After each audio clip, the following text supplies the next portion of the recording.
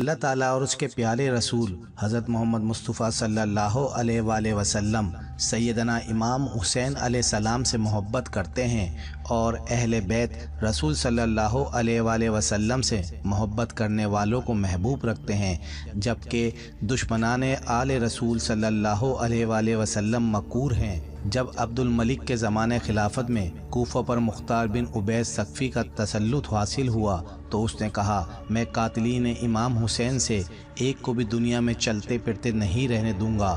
اگر میں نے ایسا نہ کروں تو مجھ پر اللہ اور رسول صلی اللہ علیہ وآلہ وسلم کی لعنت ہو۔ پھر اس نے لوگوں سے کہا کہ مجھے ہر اس شخص کا نام و پتہ بتاؤ جو حضرت امام حسین رضی اللہ تعالیٰ عنہ کے مقابلے میں کربلا گیا تھا۔ لوگوں نے بتانا شروع کیا اور مختار نے ایک ایک کو قتل کرنا اور سوری پر لٹکانا شروع کر دیا۔ ابن سعد کا قتل مختار نے ایک دن کہا کہ میں کل ایک شخص کو قتل کروں گا، میرے اس عمل سے تمام مومنین اور ملائکہ مقربین بھی خوش ہوں گی۔ اسود نخعی اس وقت مختار کے پاس بیٹھا ہوا تھا۔ وہ سمجھ گیا کہ کل عمر بن سعد کل مارا جائے گا۔ مکان پر آ کر اس نے اپنے بیٹے کو رات میں ابن سعد کے پاس بھیج کر اطلاع کر دی کہ تم اپنی حفاظت کا انتظام کر لو، مختار کل تمہیں قتل کرنا چاہتا ہے۔ مگر مختار چونکہ اپنے دور کے ابتدائی زمانے میں ابن سعد سے نہایت ہی اخلاق کے ساتھ پیش آتا تھا، اس لیے اس نے کہا مختار مجھے نہیں قتل کرے گا۔ دوسرے دن صبح کو مختار نے ابن سعد کو بلانے کے لیے آدمی بھیجا۔ اس نے اپنے بیٹے خفص کو بھیج دیا۔ مختار نے اس سے پوچھا، تیرا باپ کہاں ہے؟ اس نے کہا، وہ خلوت نشین ہو گیا ہے، اب گھر سے باہر نہیں نکلتا۔ مختار نے کہا، اب وہ حکومت کہاں ہے جس کے لیے فرزند رسول صلی اللہ علیہ وآلہ وسلم کا خون بہایا تھا؟ اب کیوں اس سے دستبردار ہو کر گھر بیٹھا ہے؟ حضرت امام حسین علیہ السلام کی شہادت کے دن وہ کیوں خانہ نشین نہیں ہوا تھا؟ مختار نے اپنے طوال ابو عمرہ کو بھیجا اور ابن سعد کا سر کاٹ کر لے کر آئے اور ابن سعد کے پاس گیا۔ وہ اس کا سر کاٹ کر اپنی کوبہ کے دامن میں چھپا کر مختار کے پاس لایا اور اس کے سامنے رکھ دیا۔ مختار نے خفص سے پوچھا، جانتے ہو یہ سر کس کا ہے؟ پھر اس نے کہا، یہ میرے باپ کا سر ہے، اب ان کے بعد زندگی میں کوئی مزہ نہیں۔ مختار نے کہا، تم ٹھیک کہتے ہو، اب تم زندہ بھی نہیں رہو گے۔ اسے بھی قتل کر دیا اور کہا، باپ کا سر حضرت امام حسین علیہ السلام کا بدلہ ہے اور بیٹے کا سر امام علی اکبر رضی اللہ تعالیٰ عنہ کا۔ اگرچہ وہ دونوں ان کے برابر نہیں ہو سکتے، لیکن خدا کی قسم اگر میں قریش کے 3 دستے بھی قطر کر ڈالوں تب بھی وہ سب امام حسین علیہ السلام کی انگلیوں کے برابر بھی نہیں ہو سکتے۔ خولی وہ بدبخت انسان ہے جس نے امام علی مقام حسین علیہ السلام کے سر انور کو جسم اقدس سے جدا کیا تھا۔ مختار نے اپنے طوال ابو عمرہ کو چند سپاہیوں کے ساتھ اس کی گرفتاری کے لیے بھیجا۔ ان لوگوں نے آ کر خولی کے گھر کو گھیر لیا۔ جب اس بک کو معلوم ہوا تو وہ ایک کوٹری میں چھپ گیا اور بیوی سے کہہ دیا کہ لا علمی ظاہر کر دینا۔ کوتوال نے اس کے گھر کی تلاشی کا حکم دیا۔ اس کی بیوی باہر نکل آئی۔ اس سے پوچھا گیا کہ تمہارا شوہر کہاں ہے؟ چونکہ جس وقت خولی حضرت امام حسین علیہ السلام کا سر لایا تھا وہ اس کی دشمن ہو گئی تھی۔ اس نے زبان سے تو کہا مجھے معلوم نہیں وہ کہاں ہیں، مگر ہاتھ کے اشارے سے اس نے چھپنے کی جگہ بتا دی۔ سپاہی اس مقام پر پہنچے تو دیکھا سر پر ایک ٹوکرا رکھے ہوئے زمین سے چپکا ہوا تھا۔ اس کو گرفتار کر کے لائے اور مختار کے حکم سے خولی کے گھر والوں کو بلا کر ان کے سامنے شاہراہ عام پہ قتل کیا گیا اور پھر اسے جلایا گیا۔ جب تک اس کی لاش جل کر راکھ نہیں ہو گئی مختار کھڑا رہا۔ شمر کا قتل۔ مسلم بن عبداللہ زیابی کا بیان ہے کہ حضرت امام حسین علیہ السلام کے مقابلے میں کربلا جانے والوں کو پکڑ پکڑ کر مختار قتل کرنے لگا تو ہم اور شمر ذیل جوشن تیز رفتار گھوڑوں پر بیٹھ کر کوفہ سے بھاگ نکلا۔ مختار کے غلام ضربی نے ہمارا پیچھا کیا۔ ہم نے اپنے گھوڑوں کو بہت تیزی سے دوڑایا لیکن ضربی ہمارے قریب آ گیا۔ غلام کے پہنچتے ہی اس پر حملہ کر دیا۔ شمر نے اسے قتل کر دیا۔ ضربی کو قتل کرنے کے بعد شمر کلتیانہ گاؤں میں پہنچا جو دریا کے کنارے واقع تھا۔ اس نے گاؤں میں ایک کسان کو بلا کر مار پیٹا اور اسے مجبور کیا کہ میرا یہ خط مصعب بن زبیر کے پاس پہنچا دو۔ اس خط پہ یہ پتہ لکھا تھا کہ شمر ذیل جوشن کی طرف سے امیر مصعب بن زبیر کے نام کسان اور اس کو خط لے کر روانہ ہوا۔ راستے میں ایک بڑا گاؤں آباد تھا جہاں کوتوال ابو عمرہ چند سپاہیوں کے ہمراہ جنگی چوکی قائم کرنے کے لیے آیا تھا۔ یہ کسان اس گاؤں کے ایک کسان سے مل کر شمر کی جو اس نے زیادتی کی تھی اس کو بیان کر رہا تھا کہ ایک سپاہی ان کے پاس سے گزرا۔ اس نے شمر کے خط اور اس کے پتے کو دیکھا، پوچھا یہ شمر کہاں ہے؟ اس نے بتا دیا۔ معلوم ہوا کہ 15 کلومیٹر کے فاصلے پر ہے۔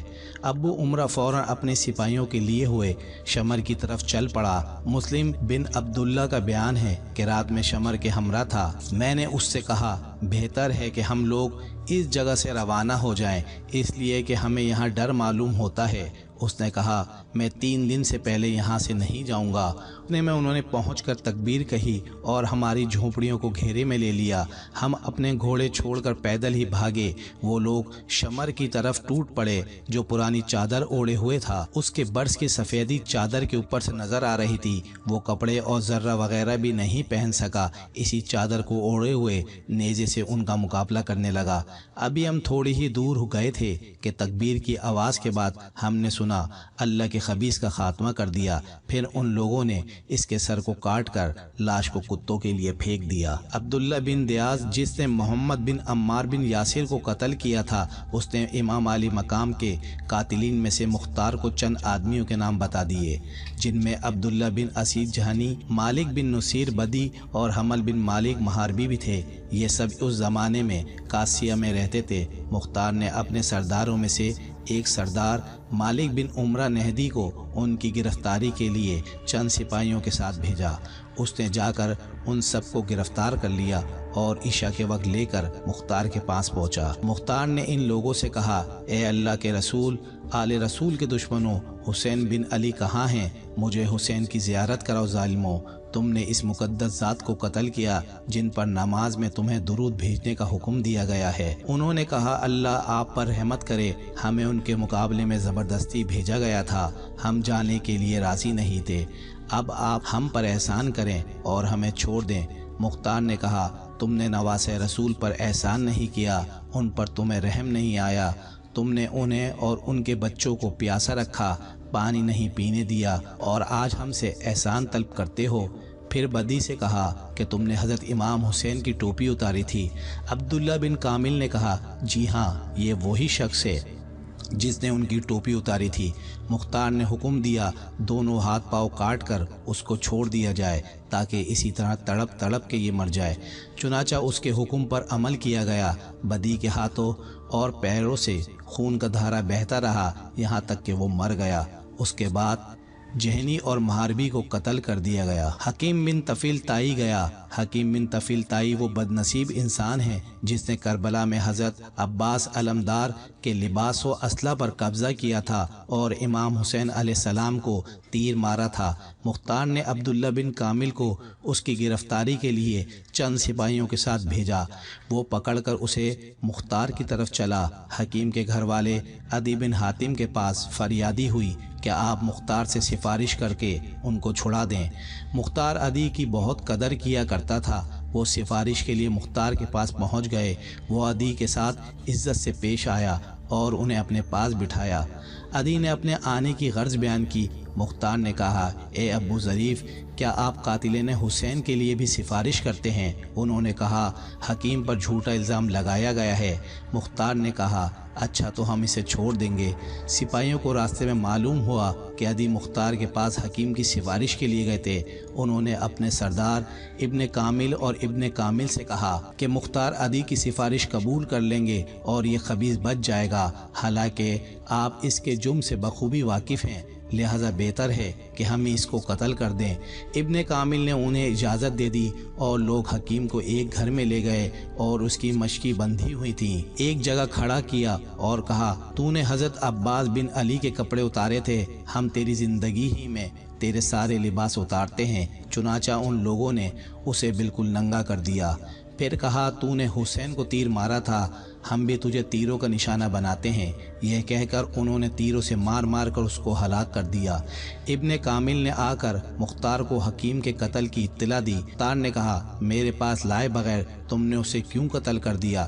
دیکھو یہ عدی اس کی سفارش کے لیے آیا ہے اور یہ اس بات کے اہل ہیں کہ ان کی سفارش قبول کی جائے۔ ابن کامل نے کہا آپ کے سپاہی میری بات نہیں مانے تو میں مجبور ہو گیا۔ عدی نے کہا اے دشمن خدا تو جھوٹ بولتا ہے، تو نے جانا کہ مختار میری سفارش قبول کر لیں گے اس لیے تو نے ایسے راستے ہی میں قتل کر دیا، اس کے علاوہ اور تجھے کوئی خطرہ نہیں تھا۔ ابن کامل بھی عدی کا جواب میں برا بھرا کہنا چاہتا تھا مگر مختار نے انگلی اپنے منہ پر رکھ کر اسے خاموش رہنے کی ہدایت کے دی۔ بنی صدہ کا ایک بدبخت جس کا نام عمرو بن سبی تھا وہ کہا کرتا تھا کہ میں نے امام حسین علیہ السلام کے ساتھیوں کو تیر سے زخمی کیا ہے مگر کسی کو قتل نہیں کیا ہے۔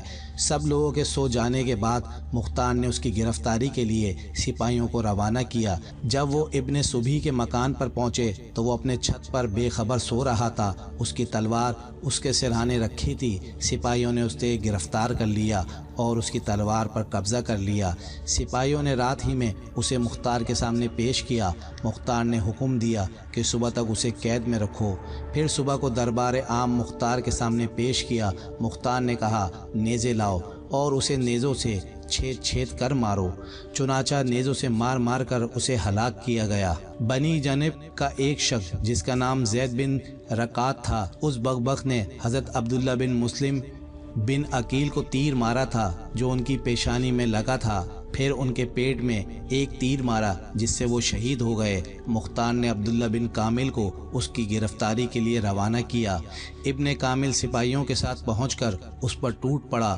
وہ بھی ایک بڑا بہادر آدمی تھا، تلوار لے کر ان کا مقابلہ کیا۔ ابن کامل نے اپنے سپاہیوں سے کہا کہ اسے نیزہ اور تلوار سے ہلاک نہ کرو بلکہ تیر اور پتھر سے مارو۔ سپاہیوں نے اس قدر تیر اور پتھر مارا کہ وہ گر گیا۔ ابن کامل نے کہا دیکھو اگر جان باقی ہو تو اسے باہر لاؤ۔ چنانچہ ابھی جان باقی تھی تو اسے باہر نکالا گیا۔ ابن کامل نے آگ منگا کر اسے زندہ جلا دیا۔ ابن زیاد کی موت کا عبرتناک انجام۔ عبید اللہ بن زیاد وہ بدبخت انسان ہیں جو یزید کی طرف سے کوفہ کا گورنر مقرر کیا گیا تھا۔ اسی بدبخت کے خم سے حضرت امام حسین علیہ السلام اور آپ کی اہل بیت کے تمام ایذائیں پہنچائی گئی تھیں۔ یہی ابن زیاد موصل میں 30,000 فوج کے ساتھ اترا۔ تان نے ابراہیم بن مالک اشتر کو اس کا مقابلہ کے لیے ایک فوج کو لے کر بھیجا۔ موصل سے تقریباً 25 کلومیٹر کے فاصلے پر دریائے فرات کے کنارے دونوں لشکروں میں مقابلہ ہوا۔ صبح سے شام تک خوفناک جنگ رہی۔ جب دن ختم ہونے والا تھا اور آفتاب قریب غروب تھا اس وقت ابراہیم کی فوج غالب آ گئی۔ ابن زیاد کو شکست ہوئی اور اس کے ہمراہی بھاگے۔ ابراہیم نے حکم دیا کہ فوج مخالف میں سے جو ہاتھ آئے اس کو زندہ نہ چھوڑا جائے۔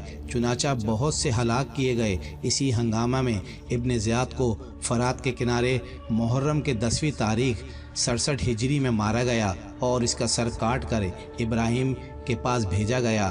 ابراہیم نے مختار کے پاس کوفہ بھجوایا۔ دارالامارات کوفہ کو آراستہ کیا اور اہل کوفہ کو جمع کر کے ابن زیاد کا سر ناپاک اسی جگہ رکھوایا جس جگہ اس مغرور حکومت و بندہ دنیا نے حضرت امام حسین علیہ السلام کا سر مبارک رکھا تھا۔ مختار نے اہل کوفہ کو خطاب کر کے کہا اے اہل کوفہ دیکھ لو کہ امام حسین علیہ السلام کے خون ناحق نے ابن زیاد کو نہ چھوڑا۔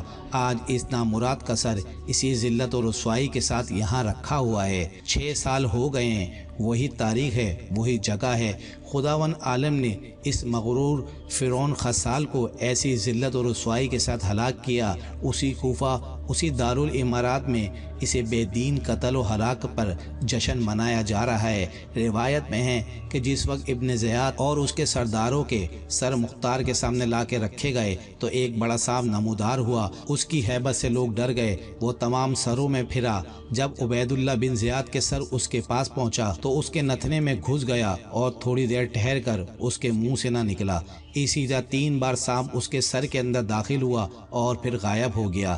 جو لوگ حضرت امام حسین علیہ السلام کے مقابلے میں کربلا گئے ان کے قاتل میں شریک ہوئے، ان میں سے تقریباً 6,000 کوفی تو مختار کے ہاتھوں ہلاک ہوئے اور دوسرے لوگ طرح طرح کے عذاب میں مبتلا ہو گئے۔